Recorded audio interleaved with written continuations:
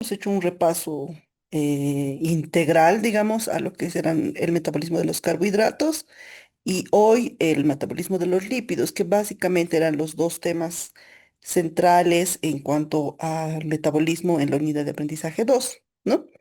Que es importante reconocer que evidentemente los carbohidratos son el almacenamiento básico, diríamos, de energía que hace que funcione este motor de energía de forma rápida, sin mucho gasto de ATP, con una gran generación de ATP,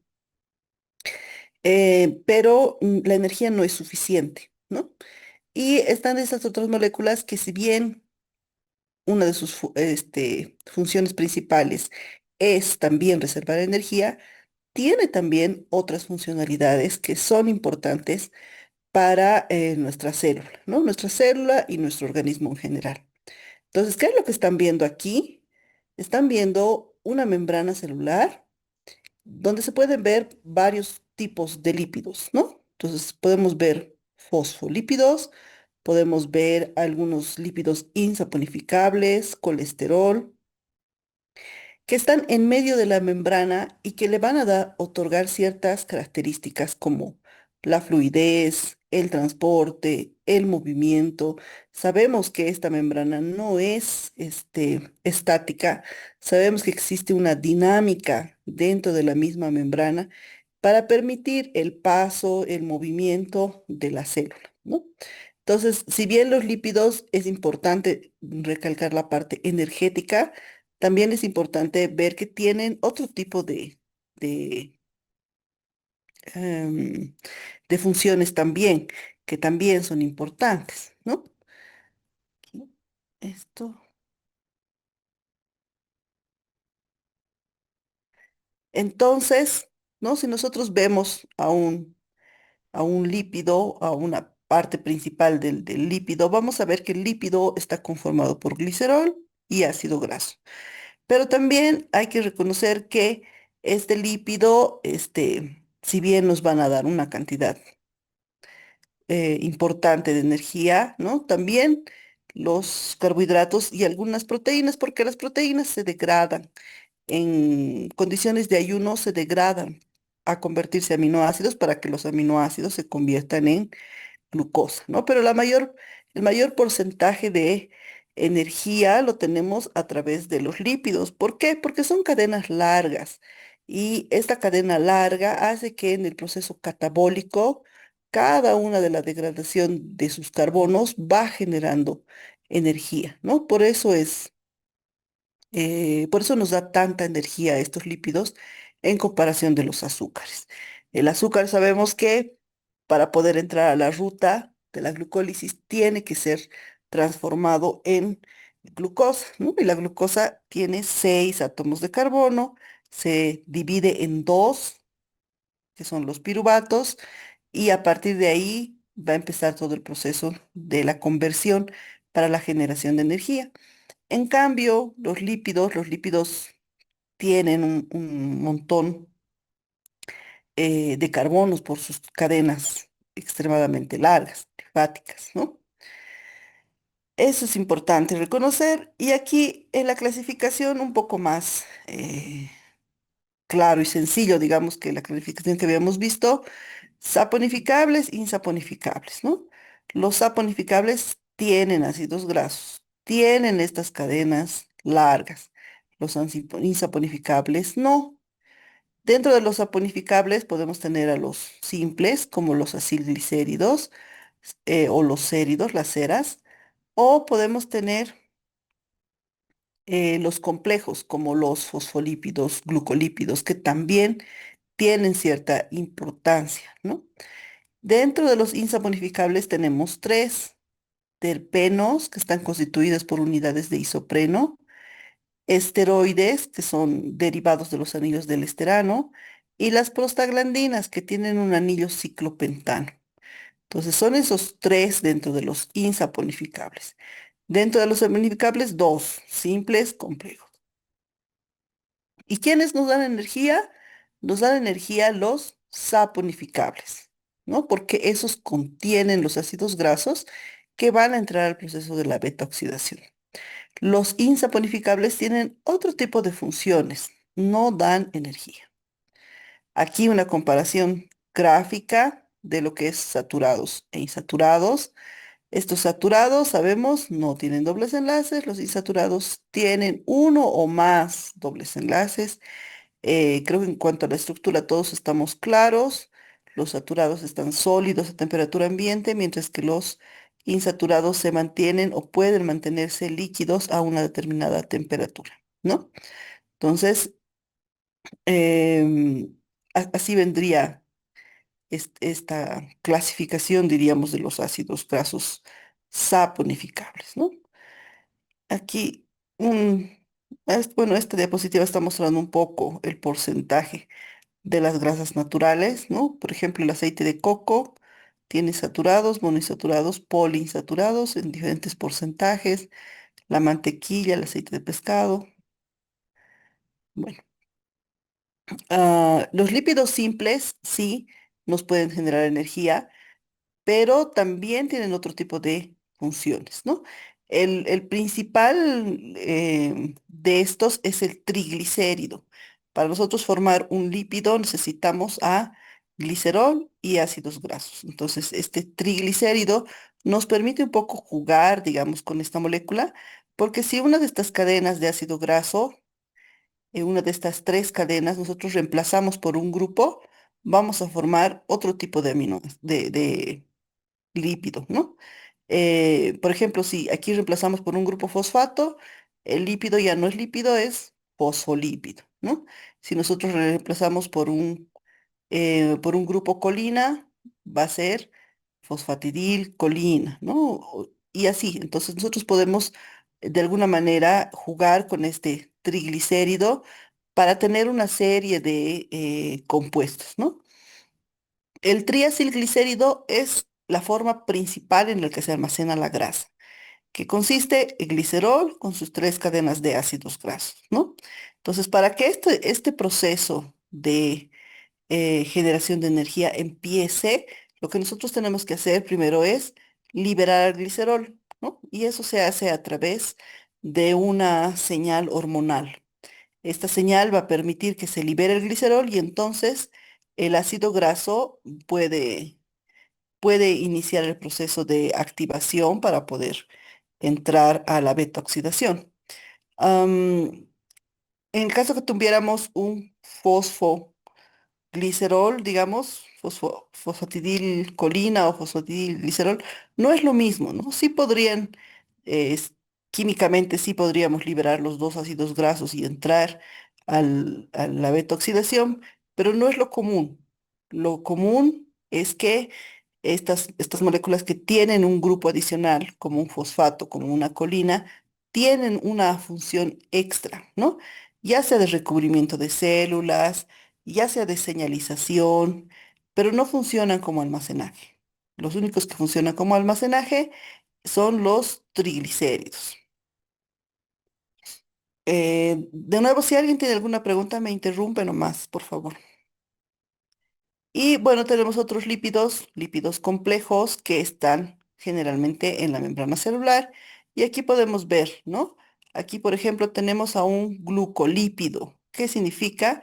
Es un lípido, hay tenemos su cabecita polar, sus dos colitas, pero está unido un carbohidrato. Entonces, ahí ya le está dando otra función, ¿no? Y esta función es de reconocimiento. Los lípidos funcionan como receptores o como señalización. Eso es lo que le da una asimetría a la membrana celular. Entonces ahí tenemos a los glucolípidos. ¿Los glucolípidos funcionan como almacenaje? No, están en la membrana celular y funcionan para reconocimiento. Ahí tenemos el fosfolípido que habíamos mencionado hace un ratito, que tiene sus colitas, su cabeza, y en la cabeza tendrá adicionalmente un grupo fosfato, ¿no? Entonces, ¿ese funciona como almacenamiento de energía? No, tampoco. Es parte de la membrana celular y va a funcionar como parte de la membrana dinámica de la célula. Y dentro de los insaponificables, tres habíamos dicho, terpenos, esteroides, prostaglandinas, ¿no? Los terpenos son polímeros de isoprenos, una molécula central, y a partir de este vamos a obtener algunos pigmentos como el caroteno y vamos a obtener vitaminas como la vitamina A, la vitamina E o la vitamina K. Los esteroides derivan de este anillo de cuatro anillos denominados ABC, y a partir de estos es que podemos obtener las hormonas, ¿no? Entonces, los derivados de estos esteroides son las hormonas prostaglandinas, no, perdón, prostaglandinas, las hormonas sexuales, el cortisol, ¿no? Y finalmente tenemos a esta prostaglandina que no lo hemos mencionado mucho, está en nuestras diapositivas, pero no lo habíamos mencionado mucho, y es otro tipo de hormona, ¿no? Que lo que hace es regular la inflamación, fiebre, coagulación sanguínea. Entonces, cuando nosotros consumimos algún medicamento precisamente para la fiebre, está en el proceso de interrupción de la cascada que continúa las prostaglandinas, ¿no? Entonces, estos tres tipos son los insaporificables. Pueden ser mensajeros, pigmentos, hormonas, ¿no? Estos generan energía, no generan energía, no tienen cadenas largas.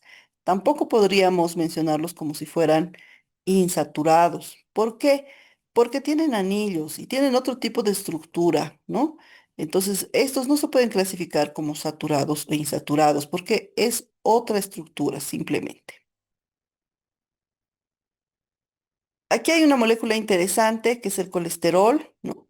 Y ahí el colesterol puede tener varias rutas. Evidentemente forma parte de la membrana celular, le va a dar rigidez o fluidez a la membrana celular, puede irse a la formación para crear sales biliares, corticosteroides, hormonas como decíamos, el cortisol, la aldosterona, u otro tipo de hormonas sexuales como la progesterona, estrógenos, testosterona, ¿no?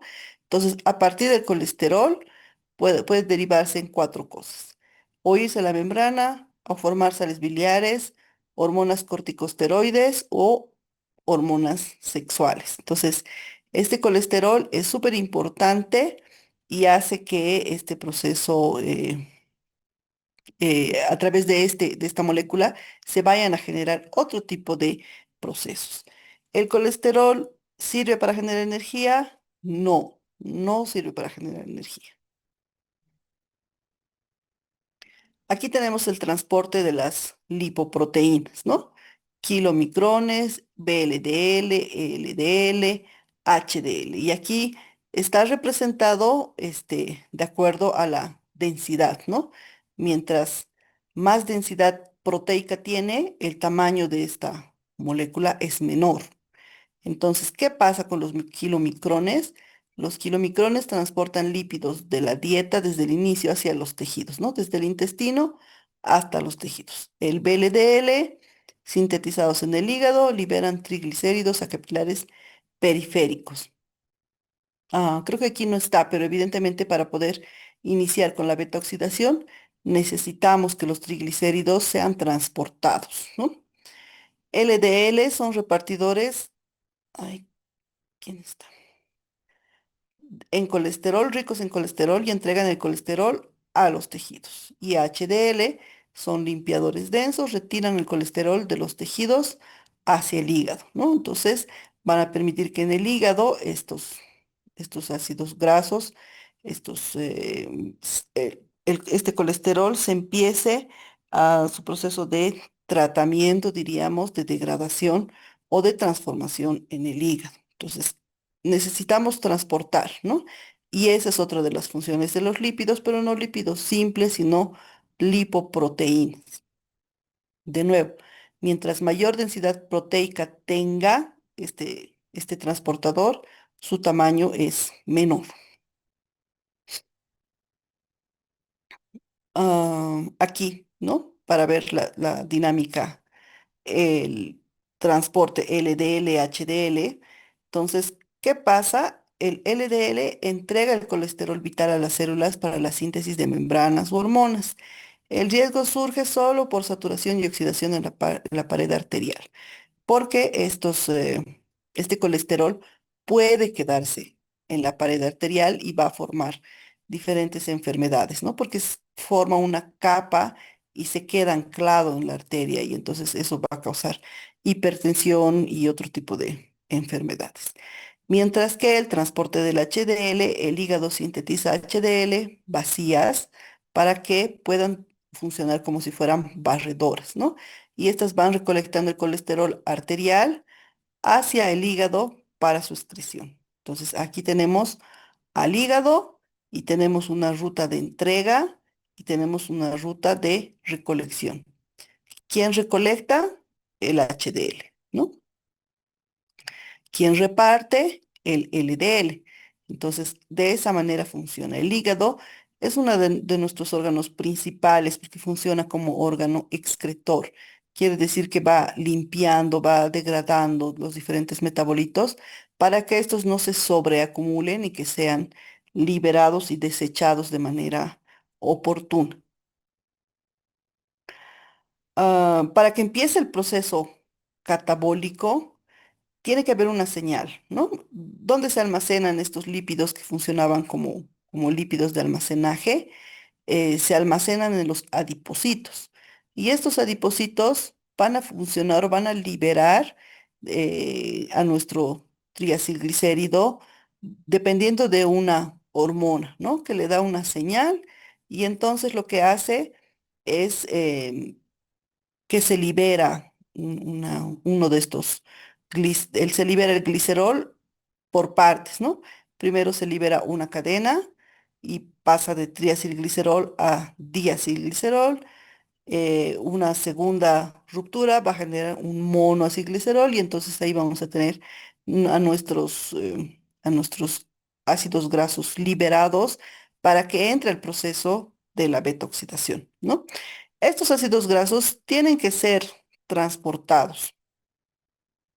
Son transportados hacia un determinado órgano, hacia el hígado y al músculo, para que empiece el proceso de la beta-oxidación, generalmente acoplados a la albúmina. Y entonces, este los lleva, ¿no? Hacia estos tejidos y en estos tejidos recién va a empezar el proceso de la degradación. ¿Todos los ácidos grasos pueden degradarse? Sí.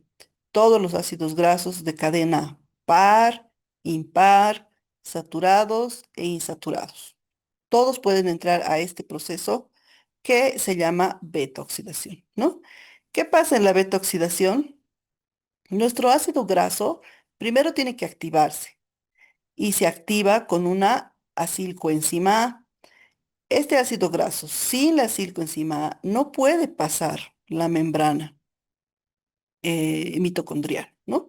No puede pasar. Entonces necesita estar activado y ahí es donde vamos a tener el consumo de 2 ATPs por cada activación. Esta acilcoenzima A, el ácido graso con la coenzima A, ya no se llama ácido graso, se llama acilcoenzima A. Y esta acilcoenzima A utiliza un medio de transporte a través de una proteína que se llama carnitina, ¿no? En realidad es una lanzadera, es una proteína que está de un lado y del otro de la matriz mitocondrial y que va a permitir el transporte del acilcoenzima. Una vez que está activado, la lanzadera de la carnitina va a permitir el paso y ahí va a entrar a este ciclo de corte que se llama beta oxidación, que tiene 4 pasos secuenciales repetitivos de acuerdo al tamaño de de la acilcoenzima A y va a recortar, ¿no? Va a recortar a nuestro ácido graso activado en dos, o sea, cada dos, ¿no? Va a generar acetilcoenzimas A dependiendo del número de carbonos que tenga nuestro ácido graso. En el caso de los que tienen cadena impar, va a generar como última vuelta una acetilcoenzima A y un propionilcoenzima A.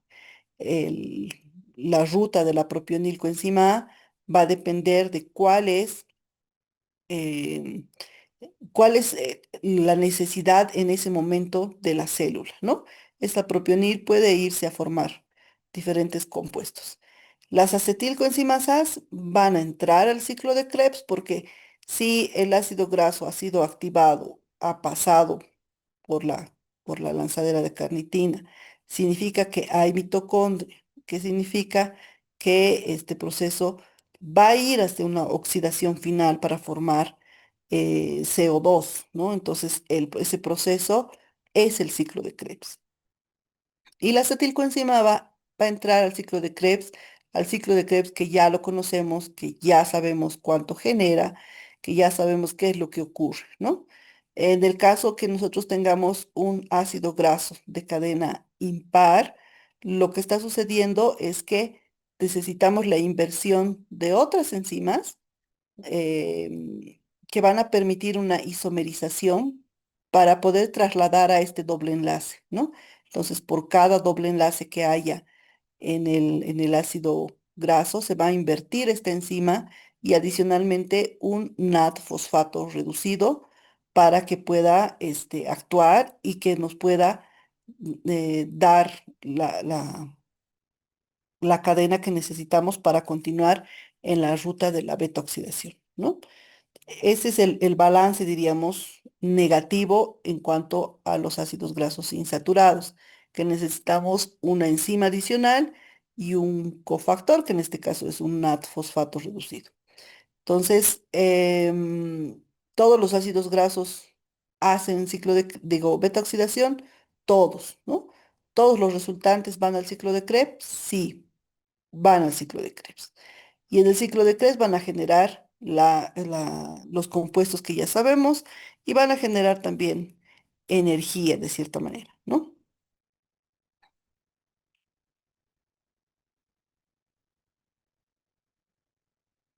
¿Qué pasa con los cuerpos cetónicos? Eh, y esto es interesante, ¿no? Nosotros sabemos que para poder seguir haciendo ciclo de Krebs necesitamos oxalacetato. Pero cuando no hay oxalacetato, esta acetilcoenzima A se va a ir a formar cuerpos cetónicos. Y los cuerpos cetónicos pueden ser acetoacetato, tridoxibutirato, acetona, ¿no? Am, y estos cuerpos cetónicos de alguna manera pueden ir a reemplazar algunas funciones. Sabemos que a través de esto se puede ir a formar también la gluconeogénesis para la nueva formación de glucosas, ¿no? Entonces, pero en este caso es cuando hay mucha cantidad de acetilcoenzima A y no hay oxalacetato que le permita entrar al ciclo de Krebs. Y esto ocurre cuando hay un proceso de ayuno prolongado, ¿no? O cuando existe diabetes. En la diabetes sabemos que existe una sobreacumulación de estos acetilcoenzimas A y entonces, como no hay el oxalacetato regenerado, entonces ahí el acetilcoenzima A se convierte en cuerpos cetónicos, ¿no? Esta diapositiva en realidad es ilustrativa, no tiene mucho que ver. Entonces, hasta aquí sería de manera general lo que son los ácidos grasos o el metabolismo de los ácidos grasos, ¿no? Hay algo que me han estado preguntando muchos, y que era el balance energético en cuanto a los ácidos grasos. ¿Qué pasa en cuanto al balance energético de los ácidos grasos? Recordamos que en el proceso de la beta oxidación, eh, aquí está la beta oxidación, son cuatro pasos, una vez más, repetitivos, que van a ir a dar las vueltas en la beta oxidación de acuerdo al tamaño del ácido graso. Mientras más grande, más vueltas va a dar. Y en este proceso ocurre la generación de una molécula de FAD, una molécula de NAD y evidentemente nos genera una acetilcoenzima, ¿no? Entonces, ¿cómo nosotros hacemos el balance energético? Lo mismo que los carbohidratos. Nosotros sabemos qué es lo que entra y qué es lo que sale, ¿no? ¿Qué está entrando a la beta-oxidación? Un ácido graso de tamaño N. ¿Qué va a salir en la primera vuelta? Un FAT, un NAT y el ácido graso -2, ¿no? Porque ahí tenemos la acetilcoenzima. Entonces, el ácido graso va a dar las vueltas que sean necesarias hasta terminar de degradar su cadena larga, ¿no? Entonces, como resultado final de la beta oxidación, vamos a tener la mitad de las acetilcoenzimas As.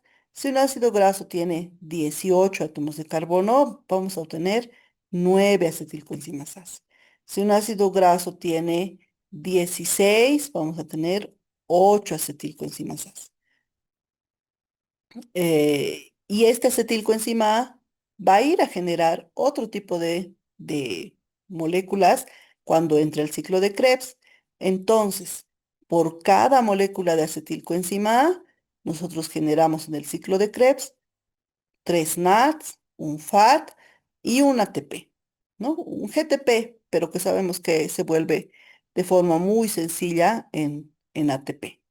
Entonces, si nosotros queremos hacer nuestro balance energético, hay que reconocer primero, en el citosol necesitamos 2 ATPs. No importa el tamaño del ácido graso, siempre van a ser menos 2 ATPs. En la beta oxidación vamos a obtener, dependiendo de cuán largo sea el ácido graso, acetilcoenzima A, NAD y FAD. En este caso, en este ejemplo, ay, ¿se va a cortar o se corta? Ah, se va a cortar. Si se corta, por favor, vuelven a ingresar al mismo enlace, ¿ya? ¿Hola? Dale, Inge, ¿está bien? Ya. Bien, Inge. Entonces, en este ejemplo, el ácido esteárico, 18 átomos de carbono. ¿Qué significa? 18 entre 2, 9 acetilcoenzimas As. ¿Cuántas vueltas va a dar? 18 entre 2 menos 1. 18 entre 2, 9. 9 menos 1, 8. 8 vueltas va a dar. ¿Qué significa? Por cada vuelta, un NAD, un FAD, y entonces ahí tenemos 8 NADs, 8 FADs. Estas 9 acetilcoenzimas As van a ir al ciclo de Krebs. En cada ciclo de Krebs tenemos por cada acetilcoenzima A 3 NAD, un FAD y un ATP, ¿no? Entonces ahí convertimos. 3 por 9, 27. 9 por 1, 9. Y 9 GTPs, ¿no? Que son los 9 ATPs. Aquí recordar que en el proceso de la fosforilación oxidativa, nosotros vamos a tener que estos compuestos, el NAD y el FAD, van a obtener una cantidad determinada de ATPs.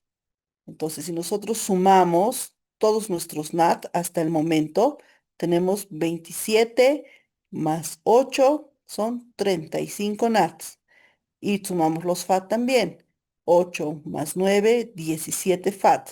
Y eso hay que multiplicar porque nuestra ATP sintasa, que es el último paso de la fosforilación oxidativa, nos va a dar 2,5 ATPs por cada NAT y 1,5 por cada FAT, ¿no? Y así nosotros podemos sumar todos nuestros ATPs producidos en cada uno de nuestros pasos. Si nosotros sabemos cuál es el sustrato inicial, nuestro producto final, sabemos cuál es nuestra energía producida. Entonces, es una forma fácil y rápida, digamos, de ordenar qué es lo que está pasando en cada uno de los pasos y determinar cuántos ATPs se generan por cada una de las moléculas. ¿Aquí alguien tiene alguna consulta? Inge, ¿puede volver a explicar de la cadena electrónica? ¿Cómo se calcula? Sí, un ratito.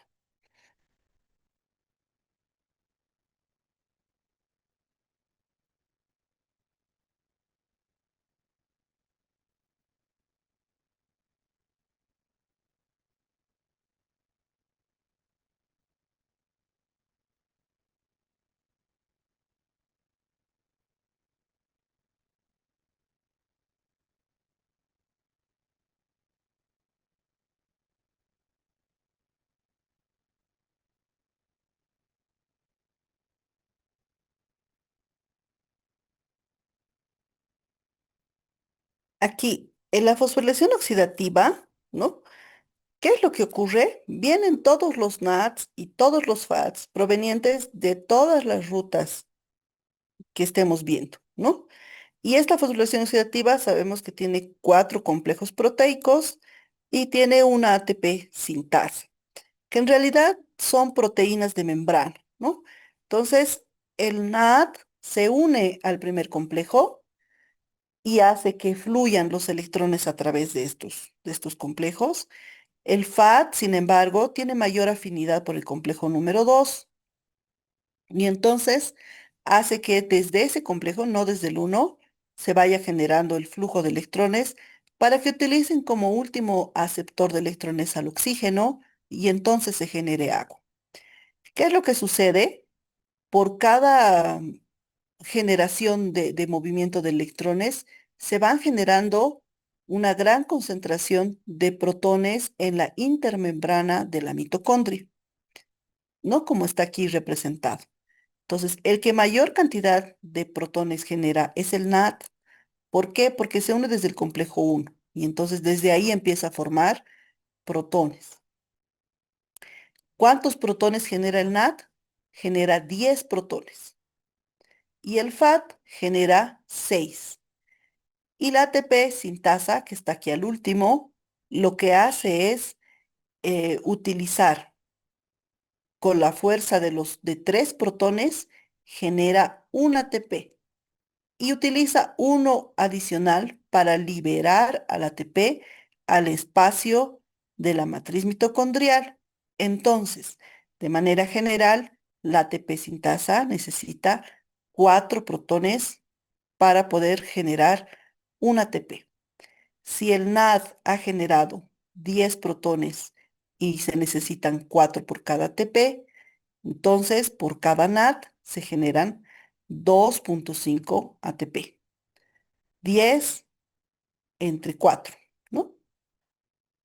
En cambio, el FAT, que se une desde el complejo número 2, genera 6 protones. 6 entre 4, 1,5. Y esa es la razón, digamos, por qué se multiplica así, ¿no?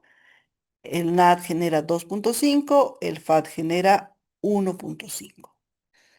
Todos los NADs y FATs van a entrar a este proceso de fosforilación oxidativa y se van a unir de la misma manera.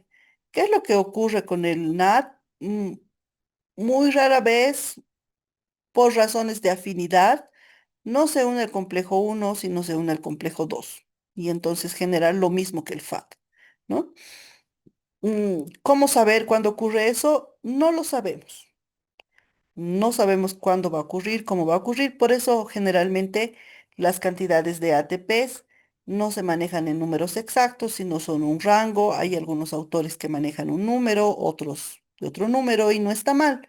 Simplemente que sea considerado desde otro punto de vista, ¿no? ¿Te queda claro o necesitas otra explicación? Está bien, Inge, gracias. Ya. ¿Alguien más tiene alguna duda aquí?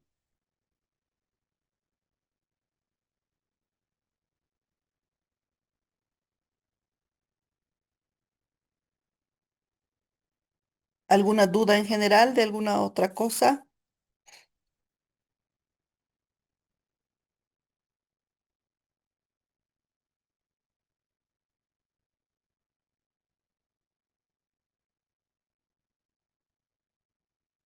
Ya. ¿Para cuándo hemos quedado el examen?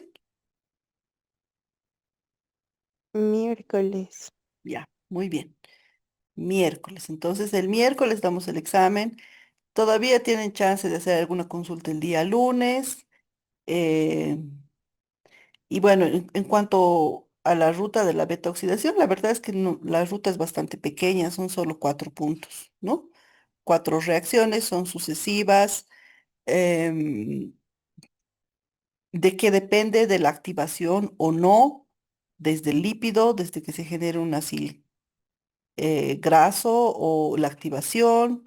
mm, y claro, esta señal hormonal va a depender, ¿no? De la necesidad de si tenemos o no energía suficiente. Y creo que no hay más, ¿no? Ahora, en cuanto a la síntesis de los ácidos grasos, ocurre totalmente a la inversa. Entonces, así como hemos ido degradando acetilcoenzimasas, las vamos juntando. Entonces, juntamos dos acetilcoenzimasas, generamos ahí los enlaces, le unimos otra acetilcoenzima y otra y otra hasta generar nuestro ácido graso del tamaño que querramos, ¿no? Entonces, los pasos son totalmente inversos, no hay ahí mucha ciencia. Los que sí tienen un especial, una síntesis diferente son los lípidos insaponificables, ¿no? Los terpenos, prostaglandinas y esteroides, pero eso no es parte de nuestra currícula, ¿no? Entonces no lo vamos a ver. Sabemos que necesitamos de estos compuestos. Varios de estos compuestos provienen ya de vitaminas y otro tipo de compuestos que son esenciales, pero no es parte de nuestro estudio.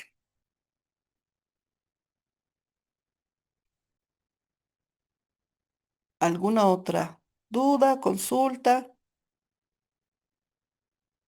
Me olvidó pasarles ayer estas diapositivas que están generadas así, haciendo resumen.